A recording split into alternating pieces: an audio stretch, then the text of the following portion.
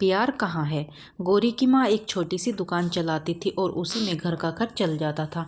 सुजीत अपने पिता के साथ खेत में जाता और पिता का आधा खेत का काम कर देता। सुजीत और उसके पिता दोनों ही लोग घर में थे। सुजीत के पिता के पास थोड़ी जमीन थी जिससे उनका गुजारा चल जाता था। सुजीत सामने वाली गौरी को पसंद करता था। सुजीत को गौरी का साथ बहुत ही अच्छा लगता है।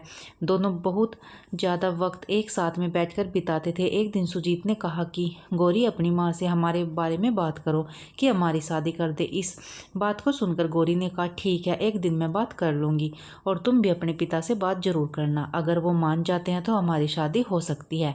एक दिन सुजीत के पिता खाना खा रहे थे, तभी सुजीत ने कहा कि पिताजी, हमें रोज़ खाना बनाना पड़ता है। अगर हम घर में किसी को ले आए तो खाना भी बनाए और हमारा घर का काम भी कर दे। पिता अपने बेटे की बात को समझ गए थे और उन्होंने कहा कि ठीक है, कल बात करते हैं, अब रात बहुत हो चुकी है। अगले दिन सुजीत ने गौरी को यह बात बता दी कि मैंने अपने पिता से बात की है। उधर गौरी ने भी अपनी माँ से बात की थी।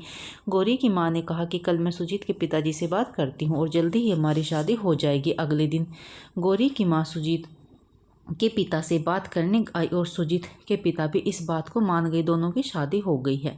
गौरी की माँ को भी अब काफ़ी सहूलियत हो गई थी। गौरी अपने घर का काम करती और उसके बाद अपनी माँ का भी घर का काम कर देती, जिससे उन्हें ज़्यादा तकलीफ न हो। घर भी आमने सामने थे तो किसी बात की चिंता भी नहीं थी। दोनों परिवार में काफ़ी खुशियाँ आ गई थी। दोस्तों, बहुत ही कम ऐसा होता है कि आपकी बात मान ली जाए। बहुत ही कम प्यार को स्वीकार कर पाते हैं लोग। हमारे विचार में प्यार करना ठीक नहीं है, शादी के बाद प्यार होना जरूरी है, ऐसा सभी लोग सोचते हैं। बात कुछ भी हो, प्यार कहाँ है। आपको यह कहानी पसंद आई है तो आगे भी